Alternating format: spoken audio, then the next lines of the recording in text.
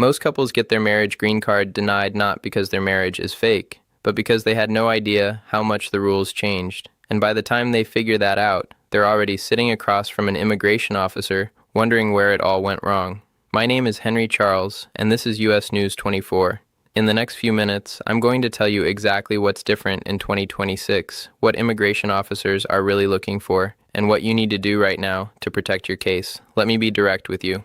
A marriage certificate is not enough anymore. Love is not enough. Good intentions are not enough. What matters is how your relationship looks to a trained immigration officer whose entire job is to assume nothing and verify everything. The scrutiny has intensified under 2026 enforcement priorities. Interviews are now nearly universal. Small inconsistencies that used to slide by are now being treated as serious red flags. Real couples, genuinely loving, completely legitimate couples, are getting tripped up. Not because they lied, but because they were unprepared.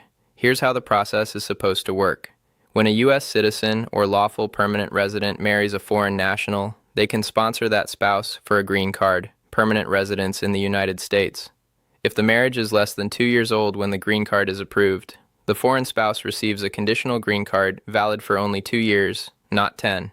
Near the end of those 2 years, the couple must file again to remove the conditions and prove the marriage is still real and ongoing. If the marriage already passed the 2-year mark before approval, the foreign spouse typically gets a 10-year card from the start. There are 2 ways to go through this process. If the foreign spouse is already inside the U.S. and eligible, they can adjust status without leaving the country. If they're abroad, the case goes through a U.S. embassy or consulate. Both paths involve forms, fees, biometrics, medical exams, document submissions, and an interview. Sounds straightforward. It isn't. Because here's the mistake most couples make. They treat this like paperwork. It's not paperwork. It's an investigation. That shift in mindset is exactly what's changed in 2026. Officers are now trained with a much sharper fraud detection lens, especially in marriage cases. Historically, marriage fraud has been one of the most common forms of immigration fraud. So instead of assuming your marriage is real unless proven otherwise, officers increasingly approach every case with a verify everything mentality. The clearest sign of this shift is the interview. Years ago, some couples were approved without ever sitting face-to-face with an officer. Don't count on that anymore. Interviews are now standard, and they are not casual conversations. They are structured, deliberate, and detailed. Officers may separate spouses and question them individually. They compare answers line by line. They ask how you met, who made the first move, what your first date looked like, how your home is arranged, which side of the bed each of you sleeps on, what time your spouse leaves for work, what you did last weekend, which relatives you've met, how holidays are typically spent. The point isn't to embarrass you. The point is to find lived experience. Real couples build shared routines, shared memories, shared patterns over time. Officers are trained to recognize the natural overlap of that versus rehearsed answers that fall apart under pressure. And here's what trips people up. It's never one wrong answer that creates problems. It's the pattern. Small inconsistencies about daily life. Vague answers where specific details would naturally exist. Confusion about basic routines. Even genuine couples stumble because they underestimated how closely their answers would be compared. Nerves make this worse. Real couples sometimes freeze because they never reviewed what they actually submitted. They forget exact dates. They mix up travel timelines. They assume close enough is fine. But immigration officers don't evaluate close enough. They evaluate credibility. And once credibility is questioned, every single piece of your file gets viewed through a completely different lens. Preparation matters. Not scripting answers, not memorizing fake details. Actually sitting down together, reviewing your forms, walking through your shared history so that when you answer, it sounds natural, because it is natural. Now let's talk about evidence, because what you submit on paper carries just as much weight as what you say in person, sometimes more. A marriage certificate proves you got legally married. That's it. It does not prove your marriage is real. The government isn't evaluating whether a ceremony happened. They're evaluating whether 2 lives are genuinely combined. Strong evidence falls into one powerful category. Shared responsibility over time, joint leases or mortgages, bank accounts that aren't just opened but actively used by both spouses, insurance policies listing each other as beneficiaries, joint tax returns, utility bills with both names, car titles, travel records, photos spanning months and years. not just one wedding album or a weekend of staged pictures. Officers look at patterns. If a joint bank account was opened 2 weeks before filing and shows almost no activity, that raises questions. If every photo submitted was clearly taken on the same day in different outfits, that can look manufactured, and timing matters. Officers compare when your documents were created relative to when the immigration petition was filed. Evidence that accumulated naturally over the course of a relationship carries far more weight than documents that appeared suddenly once paperwork began. It's not about having a thick stack of papers. It's about showing progression, how the relationship developed, how responsibilities merged, how daily life intertwined. They also look at social recognition. Do your friends and family know you as a couple? Are there affidavits from people who've witnessed your relationship? Are there shared invitations, joint memberships, holiday photos across multiple years? No single document guarantees approval. It's the total picture. The consistency between your forms, your interview answers, and your documentation. When those align naturally, cases move smoothly. When they don't, scrutiny increases fast. Now let's talk about red flags, because this makes a lot of couples uncomfortable. Red flags don't automatically mean denial, but they absolutely change how closely your file is examined. A large age difference, a relationship that moved very quickly from meeting to marriage, major differences in education or financial background, not sharing a common language fluently, cultural or religious differences, marrying shortly after a visa overstay, a status violation, or a prior removal issue, meeting online and spending most of the relationship long distance. None of these disqualify you. Real love exists in every one of those situations, but statistically, these patterns have appeared in fraudulent cases, so officers are trained to pay closer attention when they see them. One red flag doesn't sink a case, even two might not. What creates problems is when red flags appear without strong, consistent evidence to balance them. A large age gap combined with almost no shared financial documentation. A quick marriage with minimal proof of time spent together. Disconnected interview answers between spouses who don't share a common language. That combination pushes a case into deeper scrutiny. Officers are evaluating plausibility.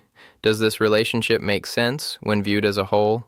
Are there logical explanations supported by evidence, or are there gaps that feel unexplained? Couples who acknowledge their unique circumstances and proactively document them tend to do far better than couples who ignore those circumstances and hope they go unnoticed. Because here's where the stakes get very real. If an officer concludes that a marriage was entered into for immigration purposes only, the case isn't just denied. A formal fraud finding can be issued. That carries a permanent bar from future immigration benefits. It can place the foreign spouse into removal proceedings. In extreme cases, it can expose both spouses to criminal liability because marriage fraud is a federal offense. Most genuine couples will never face that level of escalation, but the severity of those consequences is exactly why officers are so thorough. In some cases, especially where inconsistencies pile up, investigations go beyond paperwork. There have been unannounced home visits where officers verify that both spouses actually live together, checking for clothing in closets, personal items in bathrooms, real signs that two people genuinely occupy the same space. Not the norm for every case, but a real possibility when fraud concerns are strong. And then there's the stage most couples assume is the finish line, the conditional green card. When that 2-year conditional card arrives, it feels like relief. The interview is over, work authorization is secure, life moves forward. But immigration doesn't stop evaluating your marriage at that point. In many ways, the second stage is just as demanding as the first. 90 days before the conditional card expires, both spouses are expected to file to remove those conditions. Processing times are long. Requests for additional evidence are common. Interviews are increasingly being scheduled again, even for couples who were previously approved without issue. And the burden of proof hasn't disappeared, it has expanded. Immigration isn't just asking whether you entered the marriage in good faith. They're asking whether the marriage has remained real and ongoing throughout those 2 years. Did you continue living together? Did you keep combining finances? Did you file taxes jointly? Did you accumulate shared responsibilities? Or did documentation quietly stop once the first approval came through? This is where couples get blindsided. They assume the hard part is over, so they stop keeping records. A joint account gets closed because it's inconvenient. A new lease only has one name. Life feels normal, so nobody thinks about documentation anymore. 2 years later, they're scrambling to reconstruct proof they never intentionally preserved. and immigration looks backward. They evaluate your documented history, not just your intentions. Divorce during the conditional period complicates things further, but it does not automatically mean the foreign spouse loses status. Waivers are available for individuals who can prove the marriage was entered in good faith, but later ended. And for individuals who experience abuse, immigration law includes specific pathways to self-petition independently, regardless of gender. These protections exist precisely to prevent someone from being trapped in a dangerous situation because of immigration dependency. Now let's talk about entry intent, because this is receiving closer scrutiny in 2026. Marrying after entering the United States on a temporary visa, a tourist visa, a student visa, a work visa, is not automatically illegal. But if officers believe that someone entered with a pre-planned intention to stay permanently while misrepresenting their purpose at the border, that triggers allegations of misrepresentation. And misrepresentation carries serious immigration consequences. Timing patterns raise questions. How soon after entry did the marriage happen? How quickly was the green card application filed? Were there statements made at the port of entry that contradict later actions? Officers compare dates across documents, entry records, and applications. These details matter more than most people realize. For individuals going through consular processing abroad, those who have accrued unlawful presence in the United States, departing the country can trigger a 3-year or 10-year bar from re-entry. Waivers exist, but they require proving extreme hardship to the U.S. citizen or permanent resident spouse, and they are far from automatic. Choosing the wrong path without understanding these risks can result in years of separation. Strategy matters before you file, not after a problem appears. Once a denial is issued or a fraud finding is made, fixing it is significantly harder than preventing it in the first place. So here's what you can actually do right now. Document your relationship naturally from the beginning, not just when immigration paperwork starts.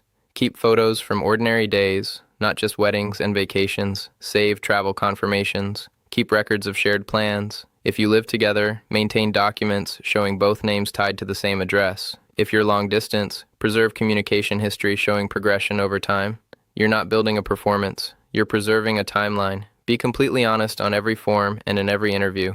Trying to hide a prior overstay, a previous visa denial, or a complicated timeline almost always creates more damage than the truth would have. Officers have access to extensive records. Inconsistencies, even small ones, undermine credibility. And once credibility is questioned, every other piece of your case becomes harder to defend. Prepare for interviews thoughtfully. Review what you submitted. Go over your timeline together. Make sure both of you can comfortably describe how you met, how the relationship developed, major milestones, and daily routines. Not in a rehearsed way, in a familiar way. You should sound like two people who share a life. If you receive a request for additional evidence, treat it as an opportunity, not a disaster. Read it carefully. Respond fully. Provide organized documentation that directly addresses what the officer asked for. Missing a deadline or submitting a rushed response can turn a fixable situation into a denial. Keep building evidence throughout the entire process, especially during the conditional green card period. Continue combining finances where appropriate. Continue documenting shared experiences. Continue filing taxes correctly. Immigration cases often stretch over years. Your documentation should reflect growth. Understand the financial sponsorship requirement. The sponsoring spouse must demonstrate the ability to financially support the immigrant spouse at a specific income threshold. This doesn't require wealth, but it does require meeting specific guidelines or using a qualified joint sponsor. Overlooking this causes preventable delays, and recognize when professional guidance is worth the investment. Not every case requires an attorney, but if your situation involves red flags, prior immigration violations, criminal history, complex financial sponsorship issues, or divorce during the conditional period, experienced legal advice can prevent mistakes that are extremely difficult to undo. The bottom line is this: treat your immigration case as a documented history of your shared life, not just a stack of forms. Officers are looking for consistency between your story, your paperwork, and your real-world circumstances. When those three elements align, cases move smoothly. When they don't, scrutiny increases fast. Marriage-based green cards remain one of the most legitimate and common pathways to permanent residence in the United States. Genuine couples are approved every single day, but the 2026 enforcement environment demands more awareness than before. It demands that you understand how timing, documentation, red flags, and credibility all interact. Love may be the foundation of your relationship, but evidence is the foundation of your case. If this gave you a clearer picture of what you're actually dealing with, subscribe to US News 24 so you don't miss future updates as policies continue to shift. Drop your questions in the comments. I read them, and they shape what we cover next. Stay informed, stay organized, and protect your future.